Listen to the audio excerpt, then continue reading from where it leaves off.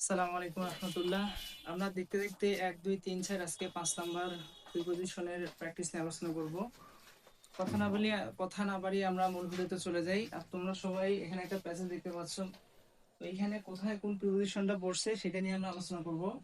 তো প্রথমে দেখা যাচ্ছে আ ম্যান ড্যাশ লেটার্স। তো আমরা সবাই ফ্রেশ ফ্রেশ সম্পর্কে আমাদের পরিচিত আছে, যেমন এবিসি সাধারণ জ্ঞান, ব্ল্যাক, তারপর হলো black and white, sorry blue and white, এরকম অনেকগুলো হচ্ছে ফ্রেশ আছে। তো যেগুলোর মানে হচ্ছে আহ, শব্দ, অনেকগুলো শব্দ বুঝছো কিন্তু মানে অন্যরকম বোঝায়, শব্দ একটা অন্য একটা মানে বোঝায়, এইরকম ফ্রেশ। তো এটা একটা fresh, a man of letters. তো এটা পুরোটা একটা ফ্রেশ। এই ফ্রেশটার হচ্ছে বাংলা মানে হলো বিদ্বান ব্যক্তি।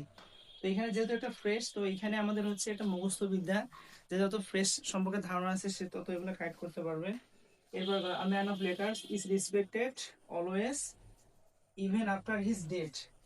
যে বিদ্বান ব্যক্তিরা হচ্ছে সব সময় সম্মান পেয়ে থাকে, ইভেন এমনকি আফটার হিজ ডেথ, তার মৃত্যুর পরও। তো হচ্ছে ডেথ, তার মৃত্যুর পরও হচ্ছে তার কি, সে যে পণ্ডিত ব্যক্তি সেই জন্য তার জ্ঞানের জন্য সে সম্মান পেয়ে থাকে। যেহেতু এখানে জন্ম বোঝাইলো, তাহলে এখানে ডেট ফর বুঝবে। তো এইটা হলো জেনারেল ইউজ অফ প্রিপজিশন। প্রথমে আমরা পেলাম একটা ফ্রেজ, যেটা বলা যায় হচ্ছে আমাদের মুখস্থ বিদ্যা থেকে। এরপরে আমরা একটা পেলাম জেনারেল ইউজ অফ প্রিপজিশন, যেটা আমাদের প্রিপজিশনের প্র্যাকটিসের মাধ্যমে শিখতে হবে এবং কোনটা কোথায় বলবে সেটা জানা লাগবে। এরপর আসি আমরা, he is an enlightened person who devotes himself. তো এইখানে মানে যাই হোক না কেন, এখানে আমরা দেখতে পাইতেছি আ ভিউ টু। তো এইটা একটা ফ্রেশের মধ্যে পড়ে। কিরকম ফ্রেশ? যে উইথ আ ভিউ টু, এইটা পুরোটারই মানে হচ্ছে জন্য। তো আমরা এই পেজটাতে দুইটা হচ্ছে ফ্রেশ পাইলাম।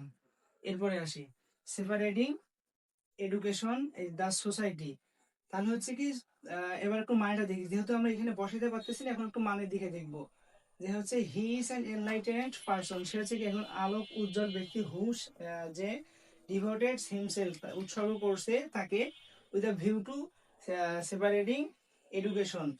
তাহলে হচ্ছে কি শিক্ষা দেওয়ার জন্য কি সে নিজেকে উৎসর্গ করছে, ইন দা সোসাইটি, তাহলে সমাজে হচ্ছে কি, সমাজের মধ্যে সে তার জ্ঞান বিলিয়ে দেওয়ার জন্য নিজেকে উৎসর্গ করছে। তাহলে যেহেতু সোসাইটির ভিতরের মধ্যে, তো এখানে ইন হবে, এটাও জেনারেল ইউজ অফ প্রিপোজিশনের মধ্যে পড়ে।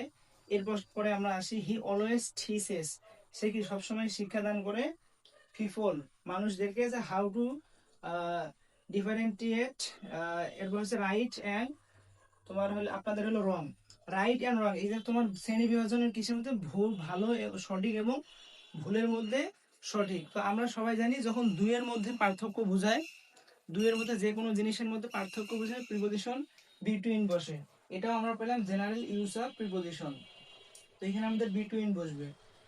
তো আমরা আমাদের এখানে যে তিনটা পাইলাম জেনারেল ইউজ অফ প্রিপজিশন, এবং দুইটা পাইলাম ফ্রেশের ব্যবহারের মধ্যে যে প্রিপজিশন আসে সেগুলা। তো এটা হচ্ছে অনেক সহজ একটা আমাদের প্রিপজিশন প্র্যাকটিস শিট। এটা আমাদের 5 নাম্বার ভিডিও গেল। তো এইভাবে আমাদের প্রিপজিশন প্র্যাকটিস যদি আমরা না করি, প্যাসেজ অনুযায়ী কোশ্চেন যদি অ্যানালাইসিস না করি, তাহলে আমরা বুঝতে পারবো না কোন জায়গায় কোন প্রিপজিশন বসলো, কেন বসলো, এবং আমাদের কোনগুলো বেশি বেশি পড়তে হবে, কেন পড়তে হবে, না পড়লে কি হবে, সেটা কোশ্চেন সলভ করার মাধ্যমে আমরা পারবো। তো একটা কথা আছে, practice makes a man perfect. তো এই অনুযায়ী আমাদের প্রতিটা প্রশ্নেই আমাদের সলভ করা লাগবে। সবাইকে ধন্যবাদ, দেখা হবে আগামী পর্বে। সালাম আলাইকুম।